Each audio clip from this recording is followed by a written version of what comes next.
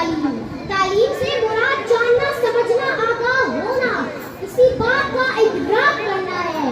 وہ تعلیم جب ستاروں کی گزرگاہوں کی کھوج سے لے کر زمین کے سینے میں چھپے معدنیات کے خزانے ہوں، سمندر پر بلند و بالا جہاز ہو، یا ستاروں کو یا سورج کی شعاع کو قید کر کے توانائی کا حصول ہو۔ صدر زیربغار، تعلیم ایک ممرونی منت ہے۔ تعلیم کسی بھی قوم میں تاریخ ہو، تعلیم کسی بھی قوم میں جذبہ حرام کر دیتی ہے۔ جناب صدر، تعلیم ہی سکھاتی ہے جینے کا سلیقہ۔ جناب صدر، تعلیم سے مراد محض علم حاصل کرنا نہیں، صرف درس و تدریس نہیں، صرف امتحان دینا معاشرے کا اصول نہیں، صرف علم معاشرے کا علم، معاش کا علم کا اصول نہیں۔